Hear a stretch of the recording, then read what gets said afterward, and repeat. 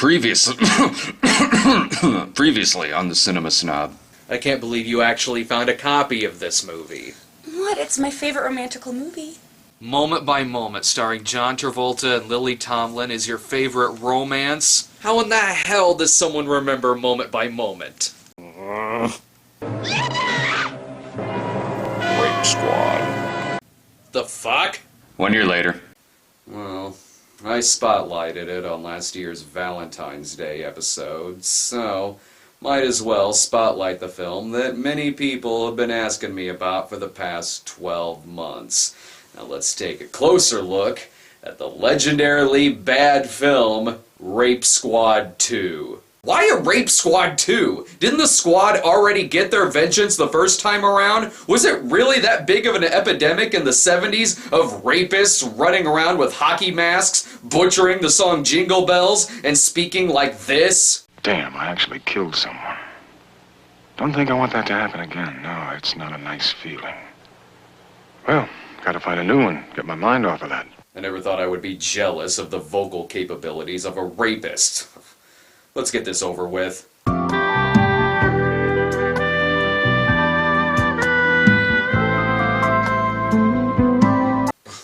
Moment by Moment. The John Travolta, Lily Tomlin sex flick? So Netflix sent me this instead of Rape Squad 2? A way to be a year fucking late in sending me a movie that I didn't even want to see in the first place. But honestly, I really shouldn't be surprised here. I mean, the name of the episode is Moment by Moment. Plus, the artwork is for Moment by Moment. Also, there is no Rape Squad 2, and I don't even have a Netflix account. I am terrible at bullshitting. Moment by moment, the choices we make depend on the chances we take. I wasn't lying earlier. Moment by Moment is a film so legendary in its badness that it began John Travolta's long streak of picking a movie every decade that nearly wrecks his career, whether it was this, Battlefield Earth, or the 80s. Released some months after the mega successful Grease, Moment by Moment performed so dismal with critics and audiences that the film was never given any kind of proper release after its brief theatrical run, showing up only on a cable network in an HD format. Mystery Science Theater 3000 even tried to obtain the rights to the film to spotlight on the show, but they were turned down. And having seen Moment by Moment, we missed out on what could possibly have been one of the best episodes of that series. So instead, you're stuck with me, a guy who normally talks about exploitation films on the internet, breaking from format in order to talk about this camp-tacular romantic drama. It is a little weird for me checking out a movie with an actual mainstream company logo like Universal at the start of it, kinda like the Catalina Caper episode of MST3K that began with the Warner Brothers logo. Hell, even the inclusion of a TV rating isn't something that I see every day, or ever, on this show. I think it stands for TV minus amenity. At least Travolta isn't the only one who went down with this ship. The movie was produced by Robert Stigwood, the mogul behind Saturday Night Fever and Grease. But this isn't quality Stigwood we're getting here. No. This is Sgt. Pepper's Lonely Hearts Club Band Stigwood. The quick dissolves in this opening are weird. Apparently this movie stars not only Lily Tomlin and John Travolta, but also Rodeo, Gucci, and Hermes. I must say though, I am used to seeing names similar to Harry Horner popping up in the credits. Right away, the tone is set. Travolta looks less like a character, and more like he's in this just to kill time before his next bigger and better project. This guy's a rebel too. The sign says don't walk, but he crosses anyway, while running! Lily Tomlin plays Trish, a wealthy socialite, picking up some meds. This is gonna be fantastic, because from the looks of it, Travolta's about to recognize his long-lost sister. Because they look exactly alike in this thing, and it throws me off every time they're on screen together. Travolta is there to see his friend Greg, who, as it turns out, has been arrested. How could you do that? People are beginning to stare, please. Well, that's what happens when you have guilt. It feels like people are staring at you. Well, then maybe you shouldn't yell in a public place. He's so distraught over his friend, he just decides to move on to hitting on Tomlin. Hey, cinema hairstylist, where apparently they both asked for the barberino. Travolta recognizes her from working as her valet at a prior event. And that's not all he remembers. The dent, it's still there. That's something you hardly ever see, a dent in a Mercedes-Benz, huh? Not in Beverly Hills, anyway. There must be a law or something. Now do you remember me? Huh. You remember both her and a dent on her car from several months ago. Tomlin has met her stalker. Your husband, he accused me of making that dent. Then he accused me of being stoned, too. Which, I'll be honest, I was, but... Well, I'll give it to him here. It's not often you see an actor give an excuse as to why they agreed to be in a movie during said movie. I need to get more in touch with my sensitive side, because clearly, this is love at first sight. I wasn't worried about you. I was just telling the truth. Well, yeah, I know you were telling the truth, but you were still worried about me, to face it. No, that's something you've made up in your mind. 6 minutes in, and I am so glad I'm watching a movie about these two. And what the hell? I don't even know Travolta's character's name yet. What is your name? Think of Sunset. Strip. What? Your name is Vic Sunset. You don't need a nickname like Strip, let alone any nickname. Oh, thank God, it's the opening scene from Grease. Oh, son of a bitch, still moment by moment. And as much as I like John Travolta as an actor, after seeing this here, I'm not sure he would have made a very convincing John McClane. Oh, context for this scene? He followed her all the way to her beach house. You want to hear something crazy? I hated to think of you tossing and turning. Haha, you're right. That is crazy. But hey, in some romances, one person usually brings flowers or candy. Strip offers her some sleeping pills. Then I thought if I saw you accidentally or bumped into you, I'd give you some red, so there you go. I'm really not interested. I guess it's nice that he asked her first. Most stalkers would have just slipped it in her drink, which I'm sure he's still gonna do anyway. Tomlin's washing her feet. She must have a Tarantino audition later that day, too. Hell, those are mirrors. Let go. So far, I've heard the terms, I'm not interested, and let go. This is as romantic as if there actually were a Rape Squad 2. I really hope this scene ends on a high note. Alright, remember back there when I said that I hated to think of you tossing and turning? Well, I lied. I love to think of you tossing and turning. Matter of fact, sometimes I can't stop myself thinking of it. He can't even get through that sentence without laughing. That's the take they went with. Thank God the awkwardness of that scene is over. And fuck, he's back. Yes, what is it now? Your dog. You know what? You can keep him. He's yours now, and I'm sure he has a better name than Strip. By the way, Trish has an estranged husband who seems to be the love child of Steve McQueen and Judd Hirsch. Not much to say about that plot point. The movie just thought it was something you'd like to know. Really, Universal? You sure you want to keep reminding us that you put this movie out? Admittedly, Lily Tomlin does have some nice... Oh, sorry. It's John. No, John, don't throw yourself in the water. You'll do Blowout in a few years, and that was a great movie. If a soaking wet and beach-smelling Travolta doesn't woo her, I don't know what will. Can I borrow a towel from you? You don't have a towel? Oh, she doesn't have a right to be annoyed by him here. His name is Strip. He's gonna, strip at some point. Besides, doesn't Strip have some friends he should be staying with? I would have brought my own towel, but I was going to get it from my friend's house, but guess what happened? Don't you want to know what happened? Okay, what? They weren't there. Ooh, what a great story. I do like the looks of this Saturday afternoon, though. Chicken, wine, Architectural Digest. Look, do you want to be alone? Because, if you want to be alone, I can take a hint. No! No! I don't think you can! The whole first act of this film can be described as Lily Tomlin looks at John Travolta with disgust. And he keeps offering her meds. The only reason I came by was to tell you, since you're into pills, I can get you any kind of mood changes you want. I am not into pills. Well, maybe you should be. Damn Scientologists, always pushing their pharmaceutical medications on us. Wait. I'm starting to wonder if this is even going to turn into a romance. Hey, can I talk to you? No, really, it's an intrusion.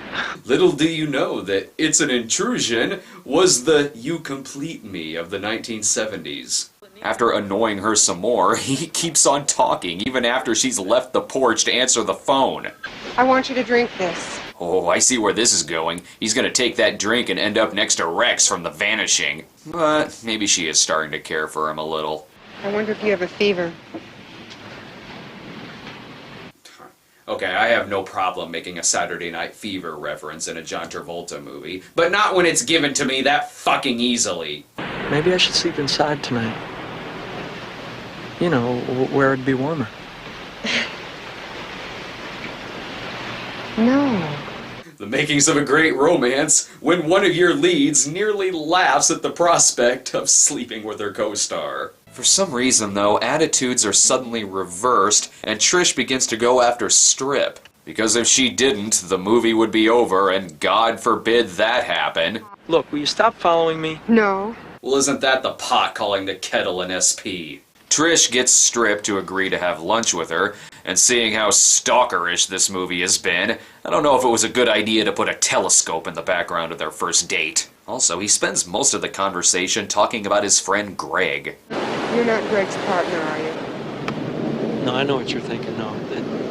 Look, we're just best friends.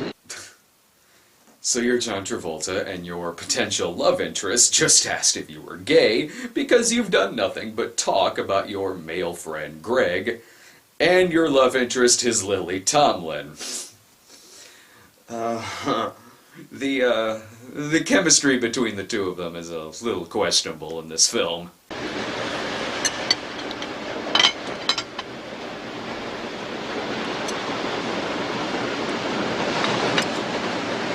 Oh, well, never mind. I stand corrected. You know, I always feel like I'm overstepping my bounds with you or something. Well, you stalked her enough, but at least you haven't shown up at her house drunk yet.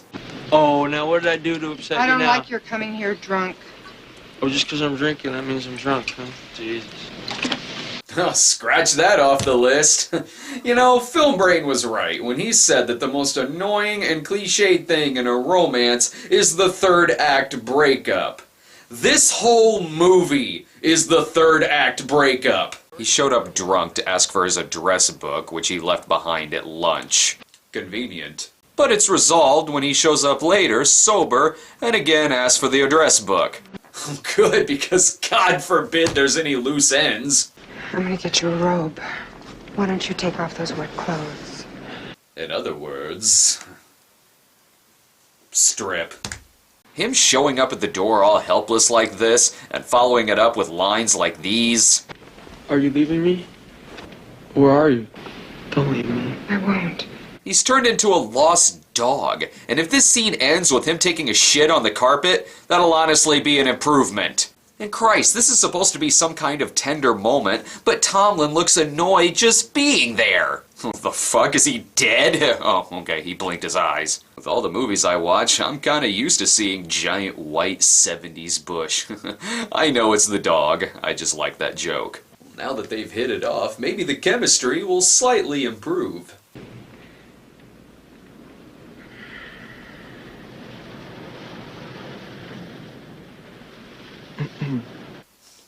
Well, still more interesting than what Edward and Bella talk about.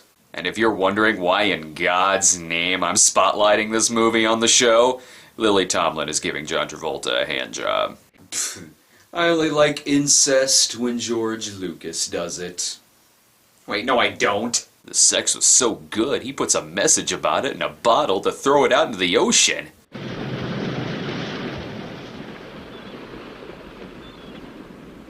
Yeah, you might want to go out there and pick it up from the sand that you just threw it in. I want to talk some more about you. How you met Greg. Hitchhiking. They're making out while she's asking him about his guy friend. Are you sure there's not more to your relationship with Greg? We do get a little bit of backstory here when Strip explains why he became a drifter. September the 4th, my 14th birthday. Why? Because I forgot my 14th birthday for one. Well, it does have a happy ending, though. He did end up with Jake Ryan. It's not my nature to stay where I'm not wanted, so I don't. And how do you explain the whole first 40 minutes of this movie? Oh, and I love how they pick one of their makeout scenes to remind us that this movie is for mature audiences only. Not that many people are gonna notice that anyway, because seriously, I can't tell which one of them is which, so I guess I'll just jerk off to both of them. Ooh, that's funny. There's no bubble machine hooked up to that tub. So weird.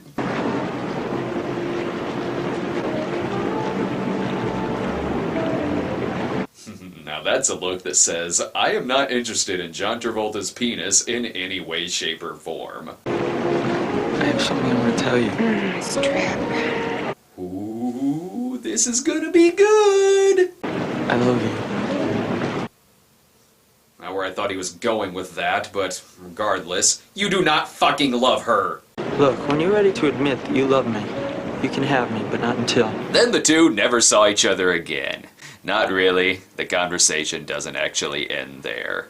If you're not ready to commit to a meaningful relationship with me, one that could be very beautiful, could be very uplifting, it's over. It's an hour into this movie, and I'm still saying that this relationship's going too fast. Not even 10 minutes ago, this is what the dialogue was. Are you a member of the Automobile Club? Do I look like I'm a member of the Automobile Club? They've completely forgotten his power of grease lightning. Can I tell you something? Ooh, what's her secret? I've never had cheap sex before. Are these really the secrets you're keeping inside? Because I don't think they are. She actually does tell him she loves him, and he returns it with a smile that says, I'm gonna burn your corpse after I strangle you. But I guess they seem like a cute couple of platonic friends. Okay, remember when I walked in to the cook store and I asked you, did you remember me? And you said no. Didn't you remember me?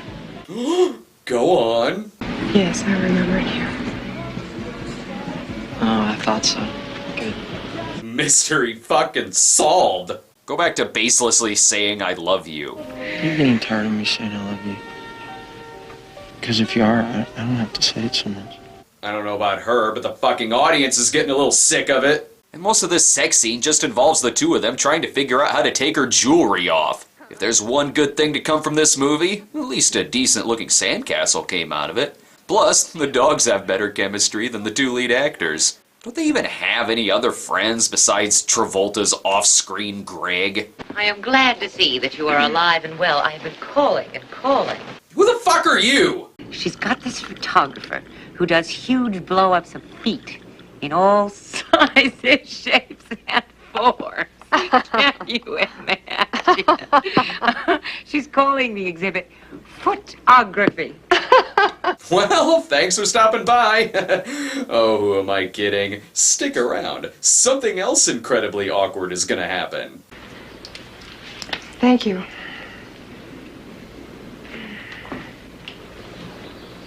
No, thank you.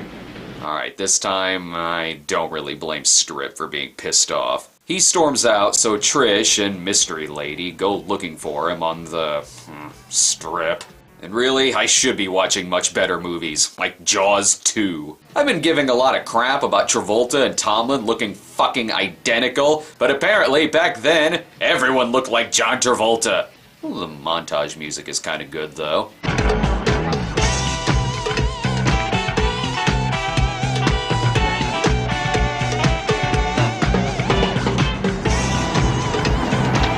Even though the song Fame hadn't come out yet, it's nice that they got a sound alike. I was thinking how boring shopping in Plumwood is going to seem from now on.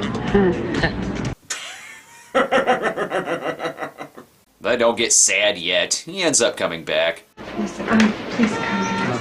I just came by to get my address book and then I'm splitting. I'm starting to think that this address book doesn't even exist. Please come here. Let's make up. You know, if you're saying the line, let's make up, you could at least look like you want to be in the same room with the guy. There, this makes it okay. She gives him another hand job. I love this scene though because someone looked at this shot and said, "Ladies and gentlemen, we have a poster." I love you. I love you. I love you. I love you. I love you. I love you. I would say that the phrase "I love you" is losing all of its meaning, but I never fucking believed either of you in the first place. Trish invites him to the photography party, and I think Kitty and Stud's party would have been a much better choice than this. See? Even Bo Svensson here looks pissed. Naturally, her ex-husband makes this awkward, so Strip leaves again, only to overhear Trish later talk about how their relationship might not last. Fate is throwing everything but an earthquake at them to keep them apart. Listen to fate. Then when they do fight with each other, they're not even believable at that. You had him, I reached right from the start. I mean, who was I kidding, huh? I mean, let's face facts. And pretty soon you'll be old enough to be my grandmother. Well, yeah, but you're also gonna age too. You're always gonna be the same amount of years apart. That's not all that upset Travolta at this party, however. What does Dan Santini have to do with anything? Oh, come on, Trish. He's a big honcho with a mob. Greg used to call him Mr. Main Event. And I'll tell you something, I know it was him who done Greg again. I could feel it in my gut. Mafia subplot? You're bringing in a mafia subplot 90 minutes in? Well, it doesn't matter anyway, because it's never mentioned again for the rest of the movie's running time. And neither is this! Then I got offered a movie, a porno. Wouldn't be the worst movie you've done. Ever try sitting through the experts? But the ex-husband shows up one more time. That way we can close the book on that chapter. That's it, isn't it? What's got into you? I couldn't believe my eyes. Why does everyone in this movie deliver their lines as if they're watching a ransom video of their firstborn child? After Strip leaves, again, Trish tracks him down, again, by pointing at random locations on the map. He's gotta be around here somewhere. So once she's done scoping out locations for the next John Waters movie, she finds him once again performing absolutely no grease lightning. Happy birthday. Aw, he's 15 today.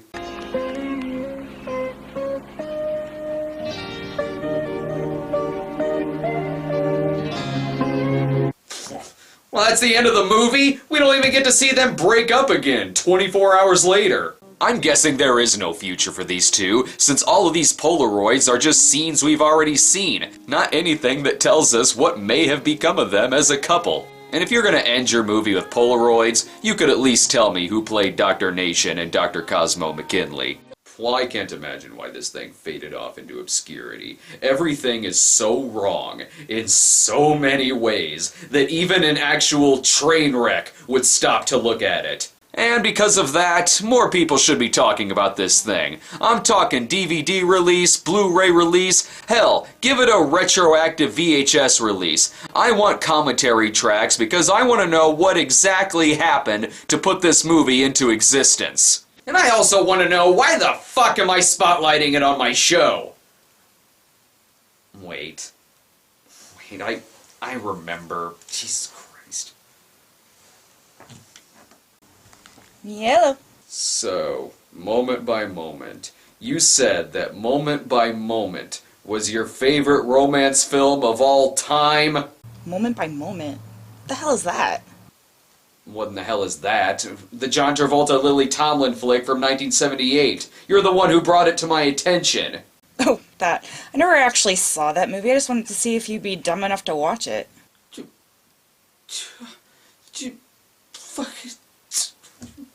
Vile fucking woman! Let's smoke some pot.